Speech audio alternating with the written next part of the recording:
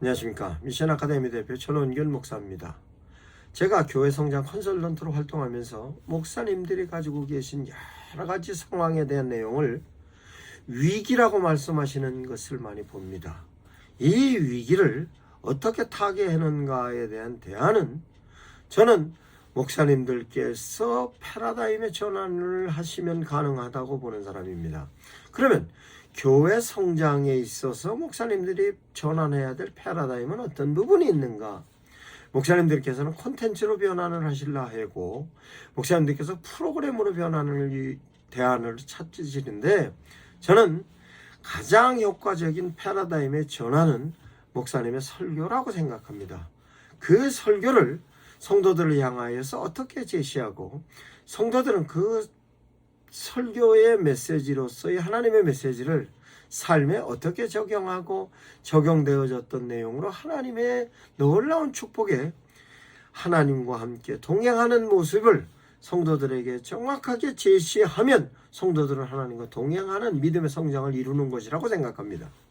그러면 현재 목사님들께서 성도들을 향하여 선포하시는 설교에 대해서 제가 진단의 매뉴얼로 제시를 하는 내용에 따라서 설교를 진단해 보시기 바랍니다. 저는 당신의 설교를 진단하라 라는 개념의 책으로 집필하였습니다. 그러면 설교를 진단하는 데 있어서는 4가지 플랫폼으로 정리를 했습니다. 첫 번째, 목사님들께서 하나님의 메시지를 어떻게 이해하고 있는가에 대한 하나님의 메시지의 플랫폼. 두 번째는 하나님의 메시지를 성도들을 향하여서 선포할 때 성도들이 그 메시지에 대하여 얼마나 이해할 수 있는가로 성도들의 상황과 여건과 조건과 상태에 대하여 분석하는 분석적 플랫폼. 그러면 성도들이 상황이 분석이 되고 이해가 되었으면 그 분석되어진 내용을 스케치하여서 현장에서 효과적으로 성도들을 향하여서 설교를 가장 효과적으로 이해할 수 있고 집중력 있게 하나님의 메시지를 수용하고 수용되어졌던 메시지를 가지고 삶의 현장에서 어떻게 적용하게 할 수 있는 설교를 하고 있는가로 설교를 디자인을 하는 대안적 플랫폼 뿐만 아니라 설교를 현장에서 적용을 하는 데 있어서 목사님들께서 설교로서 성도들을 어떻게 적용하고 있는가 점검하는 피드백으로서의 적용적 플랫폼, 이렇게 4가지 플랫폼으로 구성을 하였습니다. 그러면 첫 번째, 하나님의 메시지에 대한 플랫폼으로 제가 하나님의 메시지를 디테일하게 설명을 할 때 목사님께서 하나님의 메시지를 어떻게 이해하고 계시는가 진단해 보시기 바랍니다. 하나님의 메시지는 메시지의 내용이 있고 메시지의 형식이 있으며 메시지의 유형이 있습니다. 첫 번째, 메시지의 내용은 의지적인 메시지, 이행하심의 메시지, 의미적인 메시지, 의도적인 메시지가 있습니다. 그 하나님의 의지적인 메시지부터 의도적인 메시지까지 성경에 기록이 되어 있습니다. 그러면 하나님을 어떤 분으로 이해하고 있느냐, 그 하나님을 이해하는 부분에 있어서는 하나님은 어떤 의지를 가지고 계시냐를 이해하면 하나님을 이해하는 데 있어서의 효과적이고, 그 하나님을 성도들을 향하여서 하나님이 어떤 분이라고 설명하기가 수월해지는 것입니다. 그럼 하나님의 의지는 성경에서 창세기부터 요한계시록까지 하나님의 의지가 기록이 되어 있습니다. 비근한 예로 하나님께서 세상을 창조하시고 보기에 좋았더라고 말씀하십니다. 인간들을 향하여서는 심히 좋았더라고 말씀하십니다. 그러면 심히 좋았다는 것은 하나님의 의지로, 그 하나님의 의지가 인간들을 향하여서 끊임없이 당신께서 좋아했던 의지적인 부분을 창세기부터 요한계시록까지 계속 의지적인 요소로 제시하시는 것입니다. 다음은 하나님께서 이행하고 계시는 메시지입니다. 하나님께서는 창세기부터 요한계시록까지 창조부터 지금까지 하나님께서 역사를 이끌고 가십니다. 그것은 사건으로 만들어지고, 그 사건은 창조의 사건부터 시작을 해서 노아의 홍수 사건, 출애굽 사건 등등 각종 사건의 내용을 통하여서 하나님께서 움직이시고 이행하시는 데 대한 내용이 기록이 되어 있는 것입니다. 그 기록이 되어 있는 그 내용이 하나님께서 역사를 끌고 가시는 패턴인 것입니다. 그러면 이행하심에 대한 메시지는 사건을 분석해 보면 그 사건 속의 상황은 어떻고 인물은 어떻게 있고 그 사건이 어떠한 내용으로 진행되고 전개되었는가가 이해를 할 수 있는 것으로 하나님의 이행하심의 메시지입니다. 다음은 하나님께서 이행하시는 여러 가지 사건에 있어서 그 사건마다 의미가 있습니다. 의미는 하나님께서 창조하신 창조물, 모든 창조물 하나하나마다 의미를 부여하셨고, 그 의미를 하나님께서 메커니즘으로 불어넣으셔서 그 창조의 모든 것은 법칙과 원리로 돌아가고 있습니다. 그 법칙과 원리를 하나님께서 의미로 부여해 주셨습니다. 그것을 하나님께서는 창조물에 대해서는 법칙과 원리로, 인간들에 대해서는 하나님과의 관계와 인간과의 관계에 있어서의 룰로, 인간에게는 율법으로, 창조물에게는 법칙과 원리로 하나님께서 정리해 놓으신 것입니다. 다음은 하나님께서 역사를 이행해 가시는 데 있어서의 하나님께서는 모든 부분에 개입하시는 하나님의 뜻이 의도로 나타나는 것입니다. 그러면 하나님께서 창조하신 모든 만물이 이행해 가시는 메커니즘마다 하나님께서 의미를 부여하셨고, 그 의미는 인간들을 향하여서 역사를 이끌어 가시는 그 사건 하나하나마다 하나님의 의도가 있는 것입니다. 이것이 하나님의 내용적인 메시지입니다. 그러면 내용적인 메시지는 어떤 형식으로 구성이 되어 있는가? 하나님의 메시지는 당신을 표현하고 계시는 계시적인 메시지가 있습니다. 그 계시적인 메시지는 당신을 표현하시는 것으로서 당신께서 당신의 가지고 있는 의지, 이행하심, 의미, 의도를 표현으로 하시는 것입니다. 그것을 계시라고 명명했습니다. 그러면 계시뿐만 아니라 하나님께서는 당신이 가지고 계신 표현을 당신 창조물에, 인간과 창조한 모든 사물에 있어서 룰로서 정해놓으셨습니다. 그것을 저는 계율이라고 명명했습니다. 계율은 인간들에게는 율법으로 제시하셨고, 창조물의 모든 것은 법칙과 원리로 하나님께서 메커니즘을 만들어 놓으셨습니다. 그 법칙은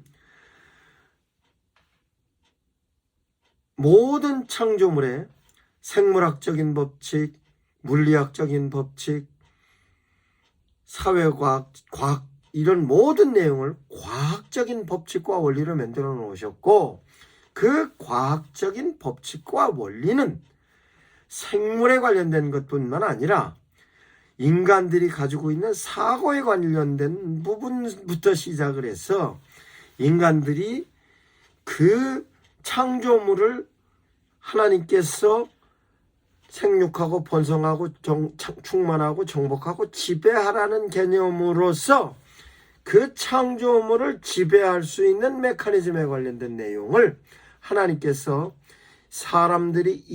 인간들이 이해할 수 있는 과학이라는 관점으로 정리를 해 놓으셨습니다. 그래서 과학은 의학이나 생물학이나 물리학이나 모든 부분에 있어서의 과학이 생물학적인 관점으로서의 과학과, 즉 자연과학과 사회과학으로 구분할 수 있고, 뿐만 아니라 하나님께서는 자연과학과 사회과학과 함께 인문학적으로 인간의 사고에 관련된 것도 하나님께서 움직여가게 하셨고, 뿐만 아니라 미학적인 부분에 있어서 음악이나 미술과 같은 부분까지도 하나님께서 법칙과 원리를 다 만들어 놓으셨습니다. 그거를 전체적인 부분은 계율이라고 설명하고 있고, 인간에 관련된 내용으로서는 율법으로 정리를 했습니다.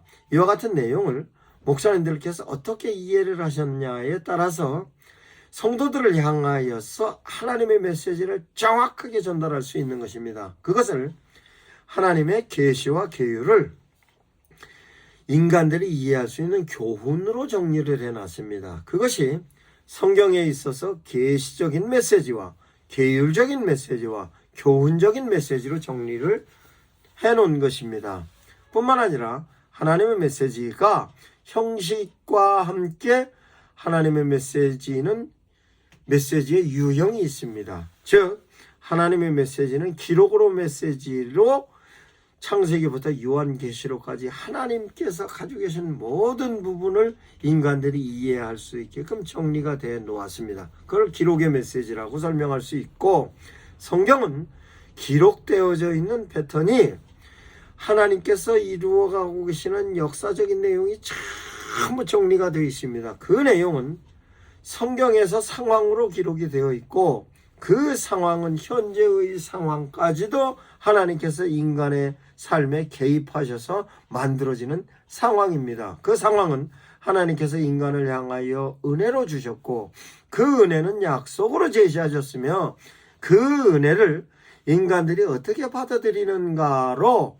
믿음이라고 명명해서 은혜와 믿음으로써 성경에서 제시하는 하나님의 메시지의 패턴이 진행되고 있습니다. 그래서 하나님의 은혜에 대해서 인간들이 반응하는 믿음에 의해서 하나님과 인간과의 관계가 질서로 만들어지는 것입니다. 즉 은혜는 질서로 만들어지는 것으로서 그 질서가 만들어진 요인은 인간이 하나님의 은혜에 대해서 믿음으로 반응하는 데 된 내용입니다.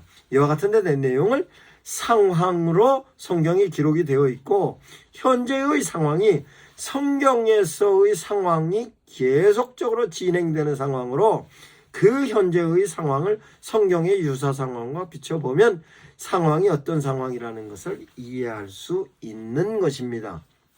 그러면 하나님의 메시지는 내용의 메시지와 형식의 메시지와 유형의 메시지로 구분이 되면 그 메시지를 성도들을 향하여서 선포하시는데, 그러면 그 메시지를 성도들을 향하여 선포할 때 성도들은 어떤 내용으로서 성도들을 이해할 수 있는가? 첫 번째는 설교를 할 때 하나님의 메시지를 누구에게 어떻게 해야 하는가로서 성도들, 즉 설교 대상자를 정하는 것입니다. 설교 대상자를 정하기 위해서는 설교의 방향성을 찾아야 되는 것입니다. 그러면 설교의 대상자가 교회 안에 있느냐, 교회 바깥에 있느냐? 교회 안에 있을 때는 교회 인사이드로 포커싱을 하는 것이고, 교회 밖에 있으면 교회 밖으로, 교회 아웃사이드로 포커싱을 하는 것입니다. 교회 안으로 포커싱이 되어서 교회 안에 있는 성도들에게 하나님의 메시지를 선포하는 것과 교회 밖에 있는 일반인들을 향하여 선포하는 메시지는 다릅니다. 그런데 이 부분이 포커싱이 구분이 안 되면 교회 안의 성도들에게 향하여서 제시하는 하나님의 메시지는 교회 밖에 있는 일반인들은 이해를 못합니다.